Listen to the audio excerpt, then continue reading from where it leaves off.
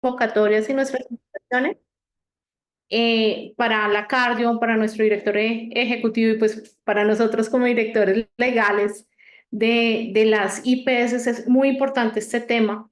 Realmente el impuesto al timbre es un impuesto que nosotros lo habíamos dejado de percibir desde el 2010 y pues debido a las medidas adoptadas por el gobierno nacional frente al estado de conmoción interior, fue que se decretó, pues se expidió el decreto 175 del 2025, donde vuelve a aparecer este impuesto del timbre.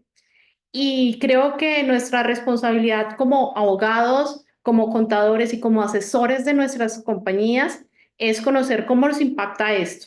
Entonces, por lo tanto, hemos invitado al doctor Lisandro Junco, que es abogado, es experto en temas tributarios, ha sido director de la DIAN, secretario de Hacienda, para que nos acompañe a tener un poco más de luz y saber sobre todo cuál va a ser el impacto y cómo nosotros podemos empezar a trabajar para, no sé si mitigarlo o por lo menos contemplarlo y presupuestarlo durante este año. Lisandro, muchísimas gracias por atender como siempre la convocatoria de cardio. Lisandro es nuestro asesor de cabecera, a quien confiamos claramente siempre. Y pues esta es no es la única vez que nos ha acompañado. Lisandro, hola. ¿Qué tal, doctor Andrea? Muy buenas tardes para todas las personas. Mil gracias por la invitación para la Fundación Cardio Infantil de Bogotá. Pues es un honor para mí poder hablar de un tema que hoy en día para algunos es novedoso, pero para nosotros ha sido desde hace muchas décadas un tema de diario vivir, porque el impuesto al timbre existe desde hace mucho tiempo, sino que solo una parte de ella, pues, de este impuesto fue desactivado por la ley 1819 del 2010 y lo dejó como un zombie, es una especie de zombie, porque el impuesto existe, pero la tarifa era cero. Pero también hay otras tarifas que es pertinente hablar de ellas el día de hoy. Pues para empezar, para mí es necesario explicar eh, todo lo que es un impuesto. Todos los que están acá muy seguramente saben cuáles son las bases de los impuestos, saben que el impuesto tiene un sujeto activo, un sujeto pasivo, un hecho generador, una base gravable y una tarifa. Pero este impuesto tiene algo diferente a los que comúnmente nosotros vemos. En Colombia tenemos una tributación que grava la propiedad, otra que grava los ingresos y la riqueza y otra que grava el consumo. Uno podría decir que en Colombia tenemos esos tres macro tipos de impuestos, pero en Colombia somos muy especiales en crear tributación que es muy poco común. Y de eso quiero hablarles, que este tipo de impuestos es un impuesto de carácter documental. Lo bueno es que este impuesto no lo inventamos nosotros, este impuesto viene de tiempo atrás y para el efecto yo quiero invitarles a que se sumerjan en este iceberg, que hagamos un ejercicio didáctico y que no sea tan solo de poder hablar de situaciones o de elementos que hoy en día pues parecen raros, pero que no lo son. Trataré de explicarlo de una manera agradable y sencilla. Primero, dando una explicación legal, cuáles son las fuentes legales de este impuesto, y aquí ustedes las ven. Este es un impuesto que en Colombia inicia en 1887. Pero si uno va a la historia de este impuesto es de los primeros. Los que somos abogados, lo escuchamos y lo estudiamos cuando vimos derecho romano, y en la época de Justiniano, pues se cobraba este impuesto. O sea, ustedes se darán cuenta lo antiguo que es. Y en la época moderna se encuentra en Europa, pero como les muestro en esta breve reseña legislativa, en el siglo XVIII llega a Colombia. En esa época se introdujo como un impuesto de sellado o papel. En esa época, cuando hablamos de la ley 46, se crea este tributo, pero se llama derecho de timbre. Y es el primer tributo de estampilla que hay. ¿Y por qué nosotros vemos, por ejemplo, que en algunos departamentos o municipios siguen cobrando estampillas, incluso en Bogotá? Estampilla Universidad Distrital, estampilla Pro Ancianos, estampilla X, Y, Z. Era porque en esa época, desde esa época, se estampaba como un timbre, y ese timbre después fue falsificado, pues, para que tengamos un contexto. Posteriormente ya no se timbraba, sino que se utilizaba un papel sellado. Posterior a eso, para ir avanzando un poco más, este tributo que es de carácter documental recaía sobre los documentos públicos y posteriormente fue avanzando y cayó o recayó sobre los impuestos los documentos privados. En ese orden de ideas, hoy en día tenemos un impuesto de timbre que tiene bastantes elementos que tenemos que analizar. Para poderlos analizar, hay que ver el timeline. Eso que se conoce como timeline es como la línea de tiempo. No se ve muy bien, creo que me falló un poquito ahí, voy a tratar de hacer un zoom mejor, pero este impuesto se reactiva por un decreto legislativo de conmoción interior. Por constitución política, ustedes lo deben saber, una conmoción interior dura 90 días que se puede prorrogar por otros 90 días. Sin embargo, aquí vamos a empezar a ver cosas curiosas. El decreto 175 que mencionaba Andrea, que es el que reactiva este zombie, le da vida a este muerto que estaba, este zombie que estaba más muerto que vivo, y le mete un 1% a todos los documentos que van a tener unas condiciones y las vamos a ver, que sean de carácter público o privado. Pero ¿qué es lo que pasa con este decreto? En este decreto se dice que entra a regir, y aquí yo quiero dejar la primera señal, y en mi criterio jurídico entra a regir el 22 de febrero. No es como dicen algunos documentos o algunos tributaristas que puede ser el 21. No, entra a regir el 22 de febrero. Eso no les quepa la menor duda. Pero el problema es que rige desde el 22 de febrero hasta el 31 de diciembre de 2025. Pero cualquiera que haga un ejercicio matemático se da cuenta que la conmoción interior solo es de 90 días. Si estamos bajo un decreto que es de conmoción interior, ¿por qué le dan un efecto hasta el 31 de diciembre del 2025? Aquí el primer mensaje sobre este punto. En la línea de tiempo hay que revisarlo muy bien y en esa línea de tiempo encontramos que puede haber una extralimitación de competencias por parte de quienes firman este decreto. ¿Por qué? Porque el decreto es exclusivamente por la conmoción interior. Ahora bien, lo que han dicho es que lo van a incorporar en una reforma tributaria que tiene que pasar por el Congreso. Y nosotros, los que estudiamos derecho romano, sabemos que no hay tributos sin ley. Uno de los principios del derecho tributario es no hay tributo sin ley. Aquí no hay ley, hay un decreto dentro de la conmoción interior que se extralimita en la temporalidad. Por consiguiente, aquí hay un riesgo objetivo que puede declarar inconstitucional o parcialmente o totalmente este impuesto. Esperemos qué dice la Corte. Hoy conocimos un documento, un auto de análisis por parte de una magistrada ponente que está analizando la conmoción interior para ver si hubo realmente los hechos que produzcan esa incertidumbre que nos llevó a la conmoción interior. Para mí, la conmoción interior, es decir, el decreto inicial, el decreto legislativo, no es constitucional. Es mi opinión, pero obviamente estamos otra vez en manos de la Corte para que pueda validar este aspecto.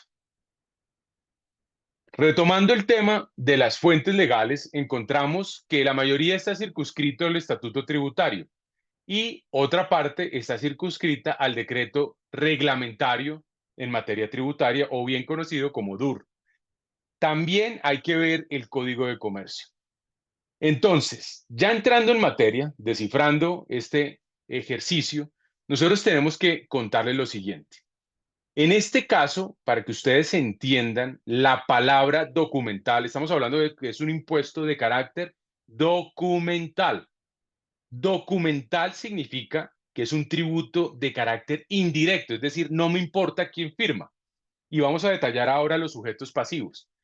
Lo interesante es que ya existía, como les contaba, cuando se trataba de enajenación de inmuebles de valor igual o superior a 20.000 VTs, que si uno mira la VT hoy en día está en 49.799, es decir, ya antes del 22 de febrero existía el impuesto de timbre si usted vendía, enajenaba un inmueble de más de 20.000 VTs, que son 995 millones de pesos aproximadamente para el año 2025. ¿Listo? ¿Eso por qué? Pues porque uno enajena y a partir de, de la estructura en Colombia del Código Civil para enajenación hay un título y hay un modo.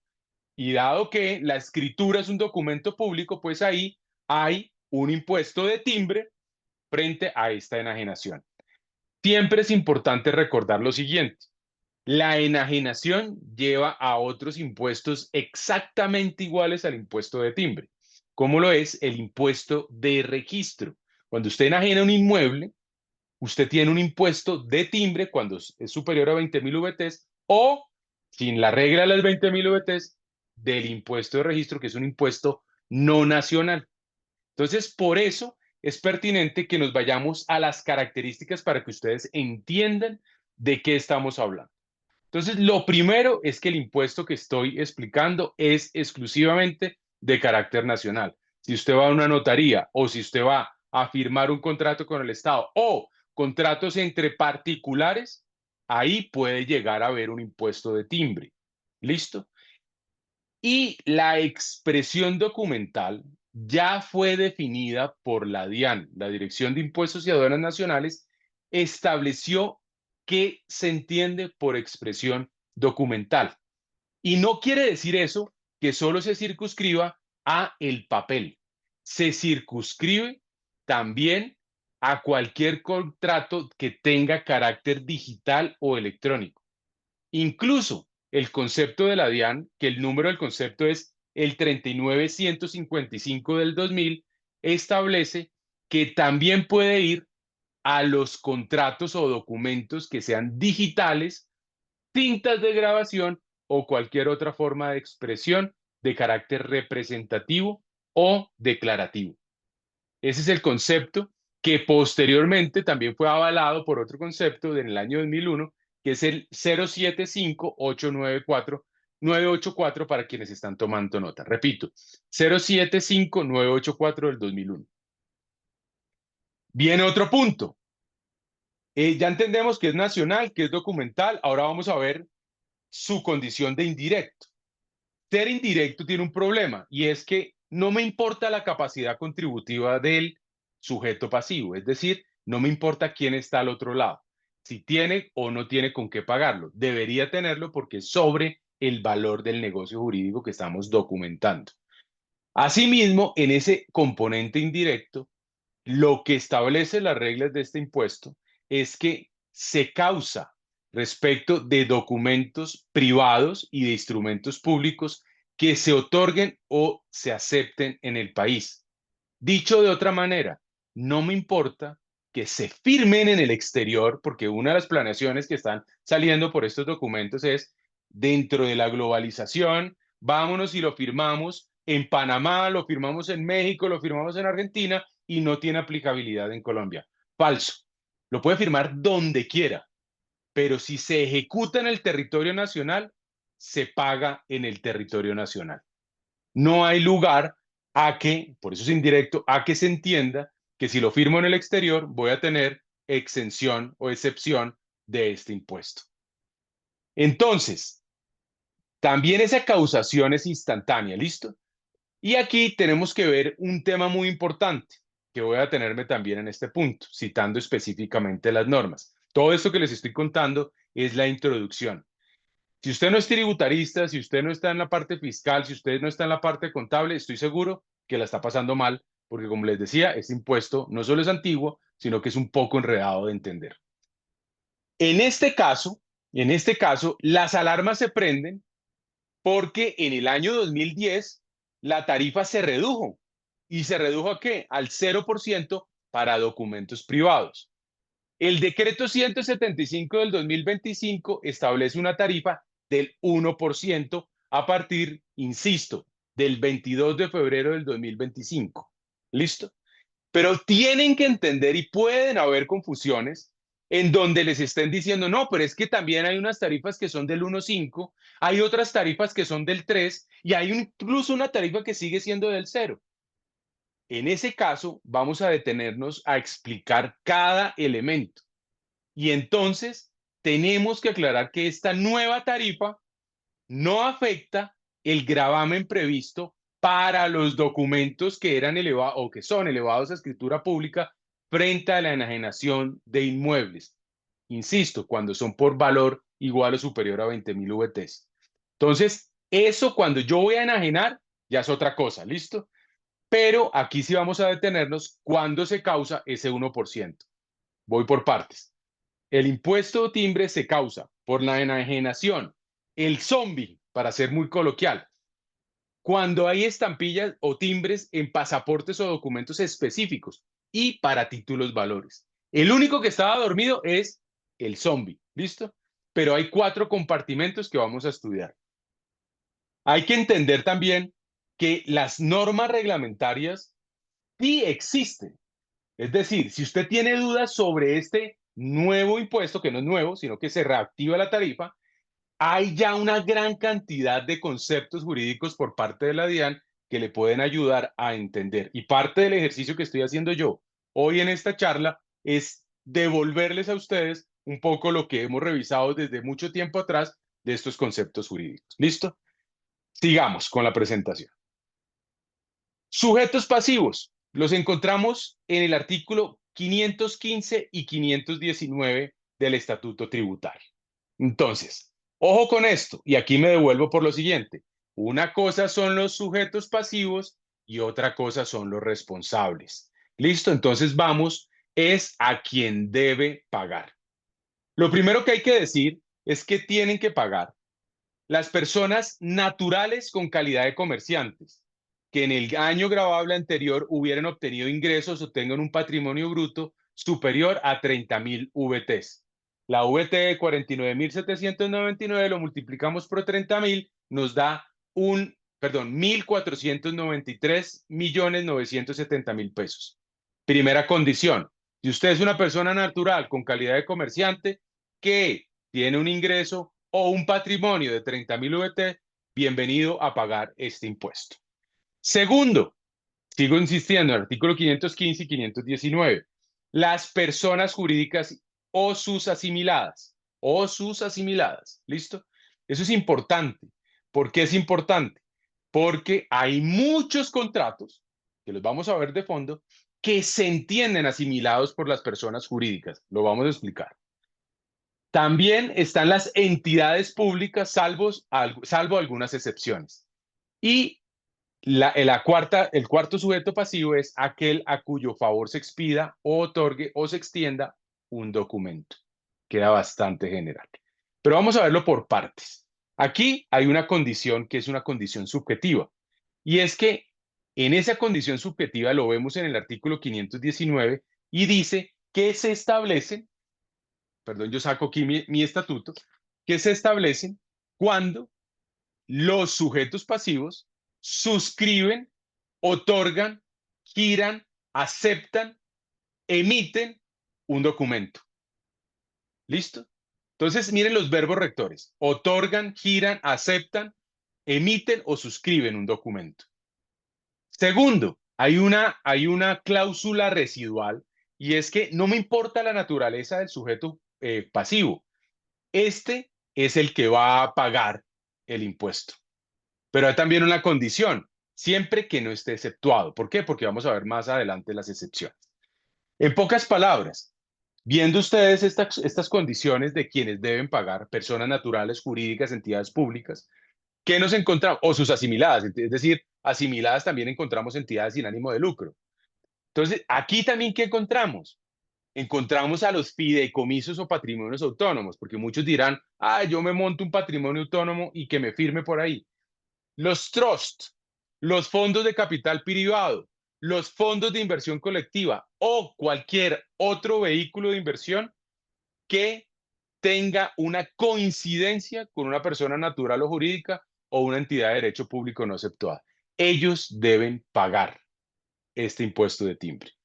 Ahora bien, las entidades de derecho público no son todas, por eso les decía, salvo las exceptuadas. ¿Cuáles son las exceptuadas? Es decir, si yo, Lisandro Junco, voy y firmo un contrato con la nación, ahí está, ahí está el impuesto de timbre.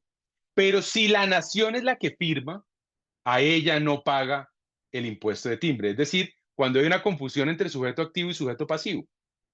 Pero, acuérdense que este es un impuesto de carácter nacional, pero los departamentos, los distritos, los municipios, los entes universitarios autónomos y los organismos o dependencias de la rama del poder público, sea central o seccional, o algunos tipos de entidades específicas no pagan el impuesto de timbre. La pregunta es, ¿las empresas industriales y comerciales del Estado o las sociedades de economía mixta deberían pagar el impuesto de timbre? Pues resulta que el estatuto tributario en el artículo 533 establece y dice que sí deberían pagar el impuesto de timbre. ¿Listo? Ahora vamos a pasar a la siguiente pregunta.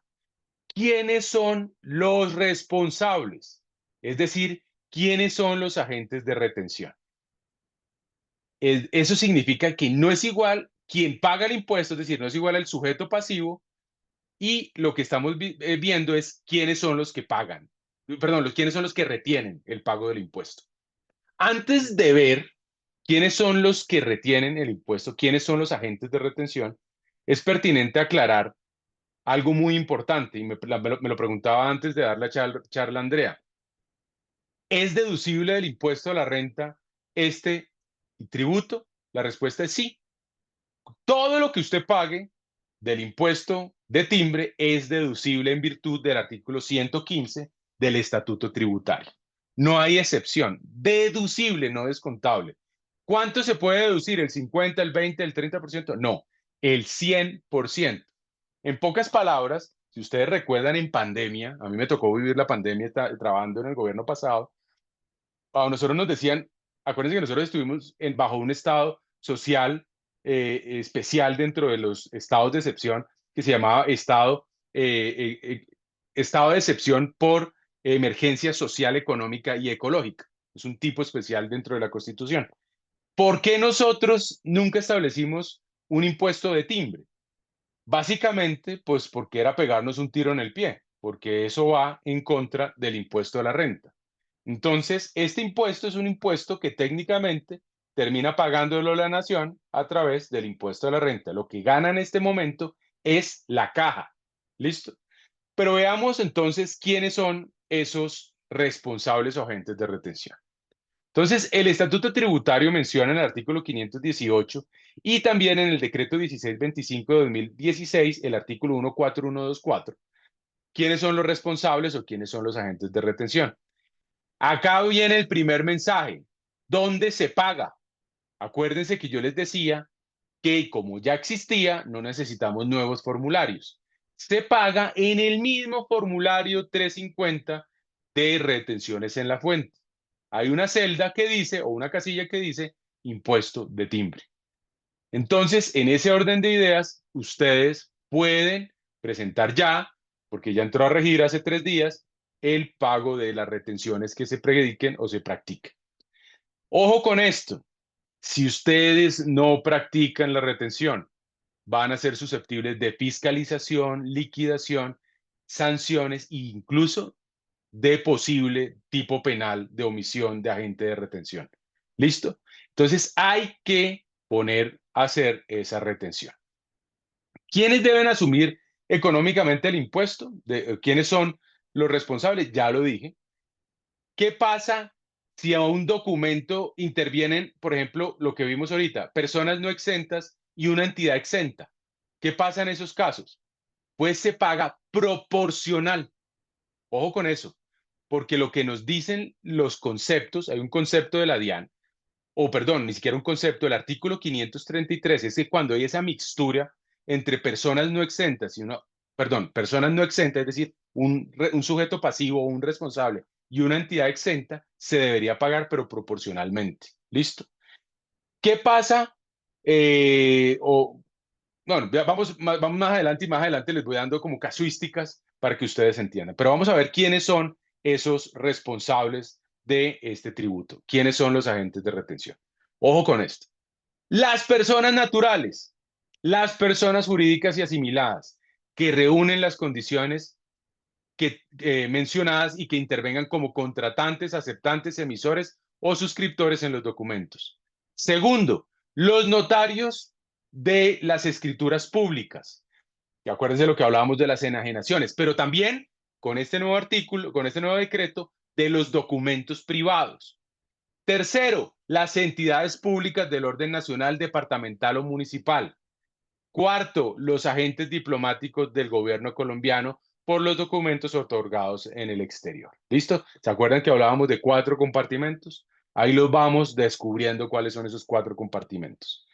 Es necesario decir que ya, o sea, lo vamos a enunciar, no nos vamos a detener frente al último punto, que son los agentes diplomáticos, porque no vale la pena, pues en este momento, hacer esa revisión. ¿Listo?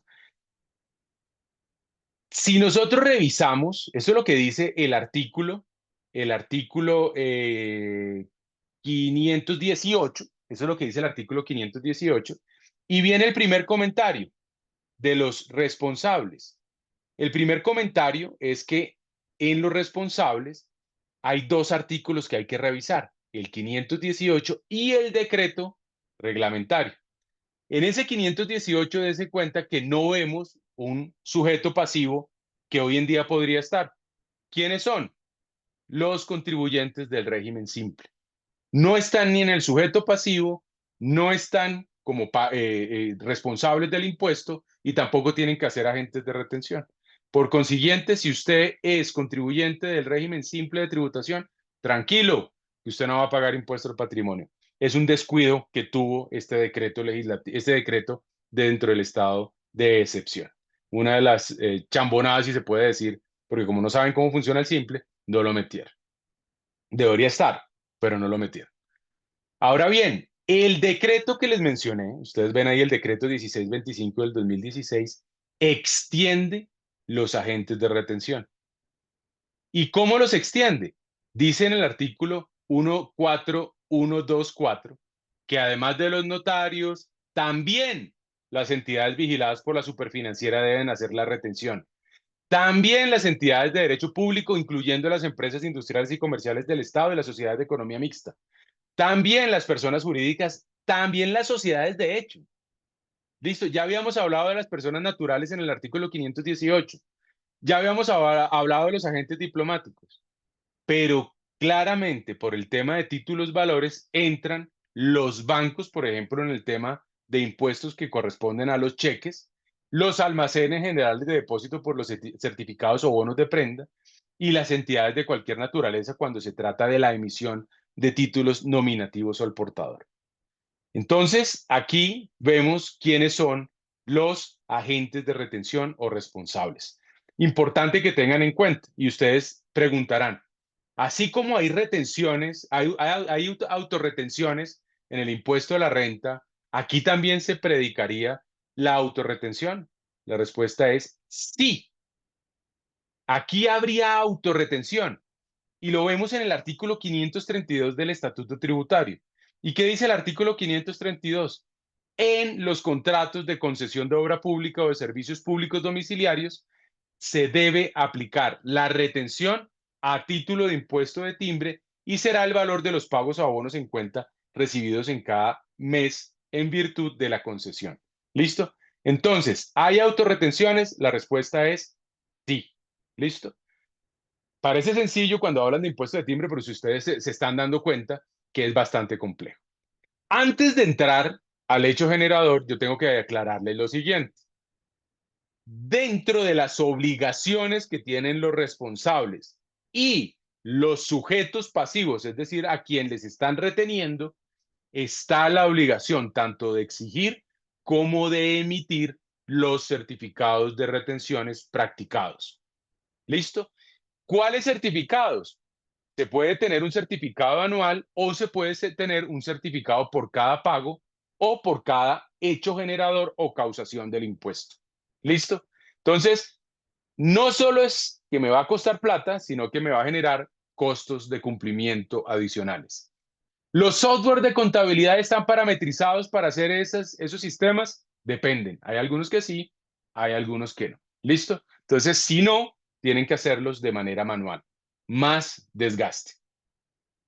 Yo sé que muchos de ustedes estarán preguntándose, ¿y por qué la Corte Constitucional o cuando la Corte Constitucional lo declare inconstitucional o constitucional, qué va a pasar? Pues si es constitucional, seguirá hasta el 31 de diciembre, algo sui generis en nuestro ordenamiento jurídico que le dan las facultades a un presidente y a unos ministros de establecer un tributo. Es decir, el derecho romano con el principio de, en latín se llama así, nullum tributum sine legem, pues pasa al garete en nuestra legislación colombiana y volvemos a hacer uno hazme reír en todo un sistema tributario y que eso espanta la inversión.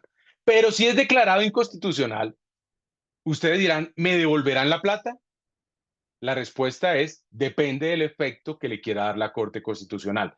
Puede ser un efecto diferido, es decir, hasta donde usted recaudó, no le devuelvo, o sencillamente, si usted lo recaudó, devuélvalo. ¿Listo? Puede ser esos dos tipos de efecto, el diferido o el de cumplimiento. Seguimos en nuestra tarea titánica de descifrar este impuesto de timbre y vamos por la mitad del iceberg. Ya vimos la conmoción, ya conocimos la historia y la estructura. Ahora vámonos a algo más complejo, a la parte más sólida del iceberg, que es el hecho generador. Entonces, si nos metemos al hecho generador, encontramos que lo que les dije en un momento, ustedes ven el mapa del mundo, usted se puede ir a firmarlo a Taiwán, usted puede ir a firmarlo a Hong Kong, pero si tiene aplicabilidad en Colombia, ese impuesto se debe pagar en Colombia. ¿Listo? Y vamos a ir por partes. Lo primero es que el hecho generador per se está establecido en el artículo 519 del Estatuto Tributario. ¿Qué dice el artículo 519 del Estatuto Tributario? Dice quiénes son o qué, perdón, cuál es la base gravable en el impuesto de timbre nacional.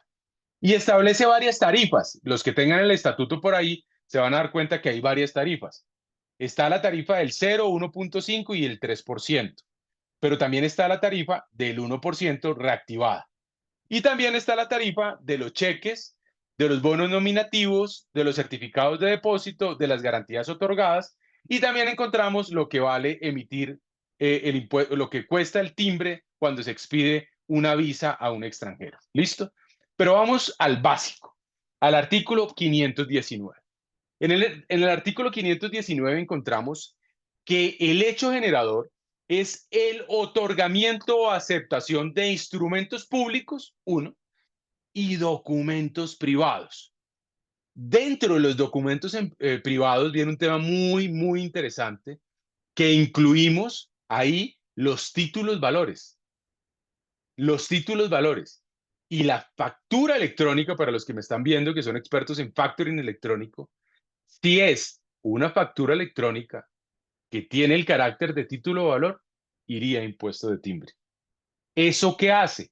Masacra el factoring en el país, que es una de las especies de flujo de caja y que nos va obviamente a afectar a varios contribuyentes que cuando no nos pagan o clientes que cuando no nos pagan, pues sencillamente nosotros hacemos factoring con esas facturas.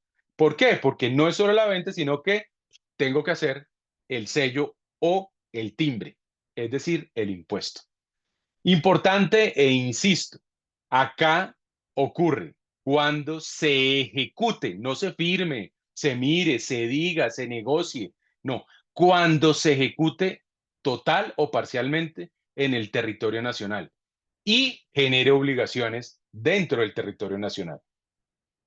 Un elemento fundamental del hecho generador es que se haga constar la constitución, la existencia, la modificación o extinción de obligaciones. También es aplicable cuando hay prórrogas o cesiones, pero aquí hay una condición, cuya cuantía sea superior a 6.000 VTs. Es decir, el zombie, el impuesto que estaba con tarifa 0 y ahora tiene tarifa 1, se aplica cuando sea en el territorio nacional, generen obligaciones en el territorio nacional, se constituya, exista, modifique, extinga o se prorrogue o se ceda un documento, siempre y cuando sea superior a 6.000 VTs. ¿Cuántos son 6.000 VTs? Son 298.794.000 pesos para el año 2025. Es decir, si su contrato es de 290 millones de pesos, pues no. Si su contrato es de 300 millones de pesos, sí. Entonces, este hecho generador es así. Hay otro hecho generador. O sea, el zombie es el que acabo de explicar. 6.000 VTs hacia adelante, hacia arriba. Otro hecho generador, el que habíamos hablado anteriormente de la enajenación a cualquier título de bienes inmuebles cuyo valor sea igual o superior a 20.000 VTs. ¿Listo? Que son los 995.988, 995.980.000 pesos. ¿Listo?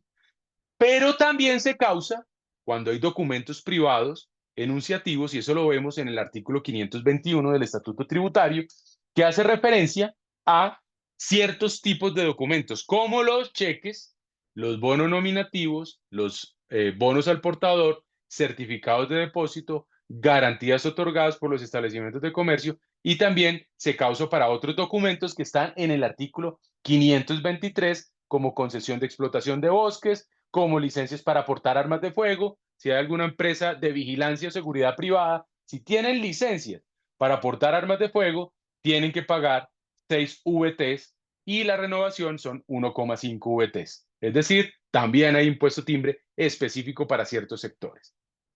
Eso es independiente de la cuantía.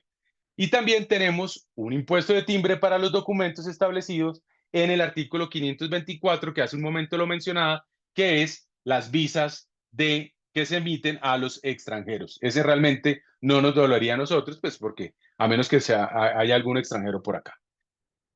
El decreto único reglamentario, frente a estos conceptos de hecho generador, amplía y extiende los conceptos que yo había hablado de constitución, existencia, modificación, extinción de obligaciones, prórroga o cesión. Los extiende y ya le mete en el decreto único reglamentario otros tipos de verbos. Le mete otorgamiento, suscripción, giro, expedición, aceptación, vencimiento, prórroga o pago de un instrumento o documento o de un título. ¿Listo? Entonces aquí ya vemos que casi todo está grabado con impuesto de timbre y lo único que nos puede salvar son los topes y las excepciones, que les vamos a ver más adelante. Hay un tema que a mí me causó mucha curiosidad que me compartieron de una firma de abogados tributaristas, no voy a mencionar porque nosotros no somos así, pero hablaba de que hay posibilidades de hacer planeación tributaria. ¿Cómo se puede hacer planeación tributaria frente a este impuesto de timbre cuando ocurran este tipo de elementos? A mí se me olvidó ponerles aquí la presentación. Aquí están los documentos y los verbos que inicialmente se generarían, las normas, pueden tomar la imagen, la foto o la captura de pantalla, que estos son los hechos generadores, y también está la parte del elemento subjetivo, quiénes son los que deberían pagar. Si yo soy una persona natural comerciante con menos de 30.000 VTs, pero me devuelvo al elemento objetivo. Firmo un contrato de un bien inmueble cuyo valor es igual, superior a 20.000 VTs, ¿cierto? Ahí tenemos que ver es quiénes son las contrapartes para saber si se paga un exento con un obligado. Se tiene que prorratear. Recuerden que lo había mencionado. Eso está definido así en un concepto de la DIAN. Pero retomando, devolví para ponerle la presentación, pero retomando el tema que hablaban de que hay unas exenciones y dentro de esas exenciones está el caso de la oferta mercantil. Y decía que se puede hacer planeación tributaria diciéndole a una contraparte, hagamos un negocio, yo le voy a comprar unos bienes o usted me va a prestar a mí unos servicios y no firmemos un contrato porque nos ponemos un 1%, siempre y cuando esté por encima del tope de los 6.000 VTs, y más bien hagamos una planeación tributaria que nos lo permite la exención establecida para el efecto. ¿Y cuál es esa exención? Que se haga una oferta mercantil en donde no se haga un contrato escrito y eso evita que, como es una oferta, no hay un documento. ¿Qué es lo que pasa con esta posición? Que es muy riesgosa. La oferta mercantil requiere una obligación y es que sea aceptada. Y en el decreto único reglamentario, en el artículo 14, se me fue, 141411, en ese decreto se establece que puede, sin que haya contrato, causarse el impuesto de timbre. ¿Por qué? Porque debe cumplir con unas condiciones. ¿Listo? Pero lo voy a dejar ahí y lo voy a meter, me voy a meter a explicar ese tema de la oferta mercantil más adelante para que vean el riesgo jurídico de posible tener una planeación tributaria abusiva o agresiva. ¿Listo? Para evitar firmar el contrato. ¿Listo? Pero bueno, volviendo al punto y retomando, hay un elemento objetivo que son 4. Instrumentos públicos y documentos privados de cuantía de 6.000 VTs. Primer cajón, el zombie. Segundo, documentos celebrados a escrituras públicas por la enajenación de inmuebles, que ahí se puede hacer planeación tributaria para evitar ese timbre, ese impuesto de timbre. ¿Cómo? Ya, obviamente, cada caso tiene su consideración. 3. Ciertos instrumentos públicos, actos y documentos sin cuantía. Lo veíamos en el artículo 523. Y 4. Los documentos privados sin cuantía previstos en los artículos 521 y 523. Ese es el elemento objetivo. El elemento subjetivo, es decir, de sujeto, subjetivo. La persona natural que hubiera obtenido ingresos o tuviese un patrimonio superior a 30.000 VTs. Las personas jurídicas, las entidades públicas y las que vimos que están en el decreto único reglamentario. Hay un elemento importante que tengan en cuenta, temporal. Entonces vamos a elemento objetivo, elemento subjetivo, elemento temporal. ¿Cuál es el elemento temporal? Para el caso de las 6.000 VTs, cuando se firme, se circunscriba, todos los que vimos, los verbos que vimos, que sean superiores a 6.000 VTs, es desde el 22 de febrero hasta el 31 de diciembre. Los demás, siempre, hasta que haya una reforma tributaria y el Congreso lo cambie, que no creo que vaya a pasar. Pero también hay un elemento espacial y quiero recalcar ese punto, que son cuando estén siempre en territorio nacional, es decir, que se ejecuten en el territorio nacional. ¿Listo? Eso es una recapitulación. Seguimos avanzando en esta tarea titánica de ascender hacia este iceberg que estamos estudiando. ¿Qué nos falta por ver? La base gravable. Y aquí sí que nos enredamos. ¿Por qué? Porque de la base gravable depende. ¿Listo? Ya vimos elemento objetivo, subjetivo, temporalidad, espacial. ¿Listo? La base gravable por regla general, ¿cuál es? Pues lógico, la cuantía del documento privado o instrumento público. Y me voy a ir a hacer una analogía, un parangón o un ejemplo. Y es, cuando usted va a firmar la escritura pública, de la venta de una casa que supera las 30.000 VTs, ¿qué hace la gente? Pues usualmente va al valor catastral, que es el que se le permite. Técnicamente debe ir al valor de negociación y se paga el impuesto de timbre sobre el valor del documento, del contrato de compraventa o de enajenación de ese predio. Eso es la base, perdón, no sino la base gravable del impuesto. Voy a especificar algunas otras cosas. Cuando esa cuantía es modificada o prorrogada, ¿se calcularía también el impuesto de timbre sobre el valor modificado o prorrogado? La respuesta es sí, siempre y cuando se circunscriba al elemento temporal. Voy a poner un ejemplo. Yo firmé un contrato de 7.000 VTs, es decir, tiene impuesto de timbre, pero lo firmé el 21 de febrero. ¿Debería pagar impuesto de timbre? La respuesta es no, por el elemento temporal. Arrancó en esta condición a partir del 22 de febrero. Pero hoy, 25 de febrero, le hago una modificación o prórroga. ¿Debo pagar el impuesto de timbre? La respuesta es sí, pero surge la pregunta, ¿sobre qué valor? ¿El del 21 de febrero modificado o prorrogado o sobre qué valor? La respuesta la da la DIAN a través de un concepto que es del decreto, perdón, que reviso aquí un momentico el decreto, es el decreto único reglamentario o el decreto 1625 de 2016 que dice que es sobre el valor dentro del espacio temporal, es decir, sobre la modificación o prórroga. Y está allí ay, no lo veo aquí en mi computador, en el artículo 14145, ya lo había citado anteriormente. ¿Listo? Ahora, otra pregunta. Cuando estos documentos, porque es que estamos bajo el Código de Comercio y el Código Civil, cuando estos documentos son de cuantía indeterminada, ¿cuál es la base gravable? ¿Listo?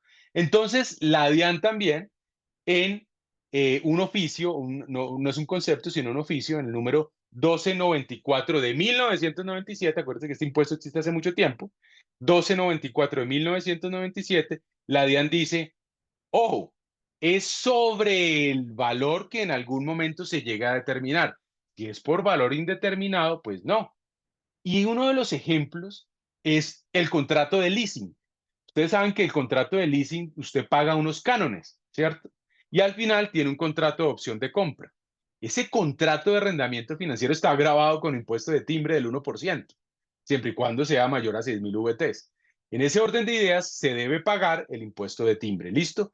¿Pero sobre qué valor? Sobre el valor de los cánones, dice la DIAN, ¿listo? Cuando se determine el valor del contrato de leasing. Si no hay valor determinado, pues no habría base gravable.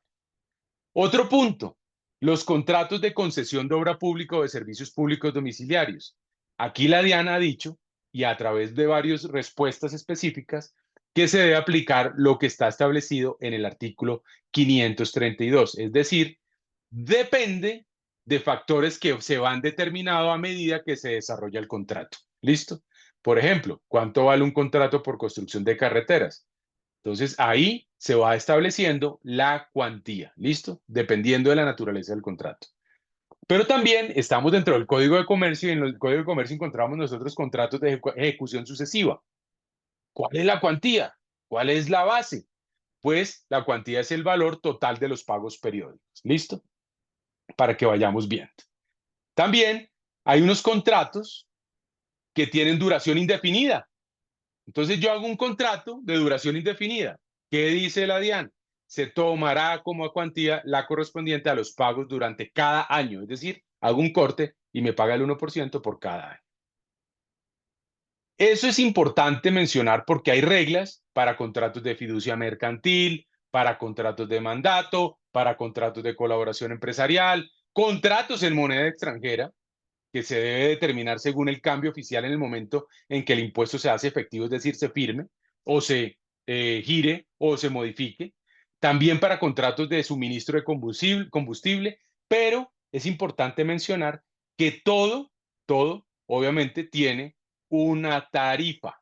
¿Listo? ¿Qué tarifa vemos? Pues resulta que, para que no nos confundamos, la tarifa de los documentos que yo acabo de mencionar es la que ustedes ven en la pantalla de color rojo. Si son más de 6.000 VTs, es del 1%. Ahora bien, si es una enajenación de 0 a 20.000 VTs, es el 0%. Es decir, es como si fuera un zombie. Mañana pueden llegar y sacar un decreto. Ojalá ninguno de la DIAN ni del Ministerio de Hacienda esté en esta presentación, porque pueden decir, ya aquí ya no es cero en la tarifa marginal, la venta entre 0 y 20.000 es el 1 o el 0,5.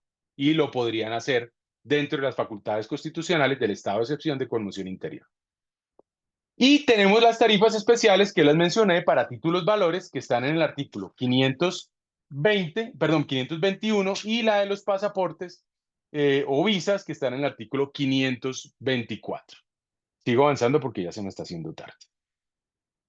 Causación, miren los verbos. Volvemos al punto. La causación. Acuérdense que los tributos tienen unos elementos básicos. Hecho generador, base gravable, tarifa, sujeto activo, sujeto pasivo y los tributaristas más específicos decimos cuándo es la causación, cuándo se causa. Es decir, la causación es ese elemento temporal del hecho generador del impuesto, es decir, cuándo nace, cuándo nació el impuesto. Entonces vamos a revisarlo allí. Entonces, el impuesto de timbre, ya hubo incluso pronunciamiento del Consejo de Estado, es cuando haya otorgamiento, suscripción, giro, expedición, aceptación, vencimiento, prórroga o pago del instrumento, documento o título, el que ocurra primero, dice el Consejo de Estado, a través de una sentencia de la sección cuarta, que es la número 23401, reciente, pues reciente para lo que es el impuesto de timbre, listo. Y es bueno que ustedes la revisen. Pero también se dice que en los contratos de cuantía indeterminada el impuesto se va a causar sobre cada pago o abono. ¿Listo? Y ahí hay una gran cantidad de interpretación de parte de la DIAN. Pero obviamente muchos de ustedes están asustados. ¿Listo? Y están diciendo, mejor dicho, yo no tenía previsto en mi año fiscal esta contingencia del 1%. ¿Qué es lo que pasa? Que cuando ya vemos el iceberg como debe ser, además de la base gravable y la causación, hay unas excepciones. No sé si lo alcanzan a ver aquí arriba, en la parte de este iceberg, en la punta, es decir, lo que se ve.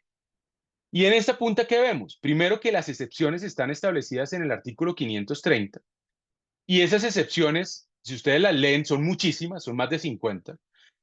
Muy pocos nos salvamos.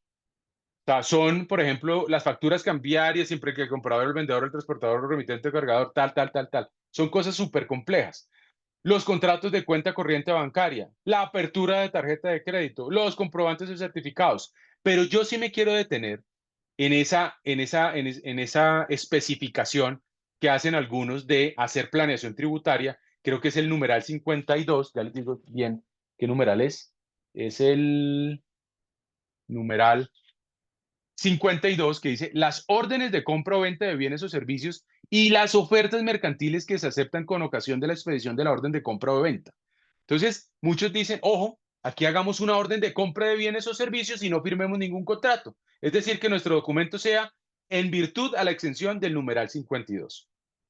Esto parece una diferencia muy básica, pero la DIAN y el Consejo de Estado ya se han pronunciado. Y en esos pronunciamientos han dicho, ojo, sí hay una exención, pero para que proceda esa exención es necesario que la aceptación de la oferta mercantil venga acompañada de la expedición de la respectiva orden de compra de bienes o de servicios. Es decir, la orden de compra no puede anteceder a la oferta. Por eso no se puede ver de una manera tan básica. ¿Listo? Entonces, hay 56 excepciones, pero como la invitación me la hace la Fundación Cardioinfantil, la buena noticia es para ellos. ¿Por qué? Porque haciendo uno el análisis respectivo al sector salud, hay una exención específica frente al impuesto de timbre del sector salud. Yo sé que algunos pueden estar muy emocionados, pero les voy a emocionar mucho más. El artículo 256 de la Ley 223 de 1995, en el inciso segundo dice, estarán exentos del impuesto de timbre nacional las entidades administradoras del Sistema General de Seguridad Social en salud, en lo relacionado con los regímenes contributivos y subsidiados y los planes de salud de que trata la Ley 100 de 1993. Entonces, ya también hay un concepto de la DIAN que es el número 72567 de 1996, en donde la DIAN dice, no hay impuesto de timbre para aquellos actos y documentos que suscriban las entidades administradoras del Sistema General de Seguridad Social relacionados con la inversión y con los manejos de los recursos de los regímenes contributivos subsidiados y los planes de salud de la Ley 100 de 1993. Este beneficio se aplica según la naturaleza de las operaciones, es decir, que es para los actos o documentos que celebren en virtud de la administración y de los manejos de los planes de salud de la Ley 100. ¿Eso qué significa? Que cuando se trata a esos recursos no pagan impuestos de timbre. Pero también dice la DIAN, ahí amarga un poquito y dice, pero no están exentos las entidades administradoras como tal para todos los actos que se otorguen. Es decir, si hay dineros o recursos, aparte de los recursos, perdón la redundancia, de los regímenes contributivos subsidiados y los planes de salud de la Ley 100, ahí sí habría impuesto de timbre. ¿Listo? Entonces, esta exención tiene algo interesante y es que concentra los recursos se concentra en la calidad de los recursos y no en la calidad de los documentos. Listo. Y adicionalmente, eso ya cierro sector salud, que tienen esa gran ventaja, y adicionalmente el sector vivienda, que también es exento cuando las escrituras públicas son sobre inmuebles de estratos socioeconómicos 1, 2 y 3, no se causa impuesto de timbre. También para las entidades como la nación, departamentos, distritos, municipios, entes universitarios, autónomos, organismos o dependencias de las ramas del poder público central o seccional. Algo que quiero recalcarles, y se lo recalco de verdad con mucha seriedad, porque de eso sí que sé, y lo advertí incluso en un trino. Este trino es del 20 de febrero, antes de que entrara a regir. Y lo puse y dije, uno de los errores del decreto 175 es que no incluyó a los contribuyentes del impuesto del régimen simple de tributación. Es decir, si usted es del simple, no le toca por ningún lado. ¿Listo? Por ningún lado. Y si usted no es, tiene hasta el 28 de febrero para inscribirse y así puede evitar pagar este impuesto, siempre y cuando obviamente cumpla con las condiciones. Entonces, siendo muy puntual con toda la presentación, lo que yo quisiera es darles las gracias pues, por este espacio. Nosotros hacemos parte de la firma Junco Saldarriaga y obviamente estamos pues, muy atentos a cualquier duda que lleguen a tener. No sé, son las 3:59, me sobró un minuto. Yo sé que te sobró un minuto y muchísimas gracias por esto.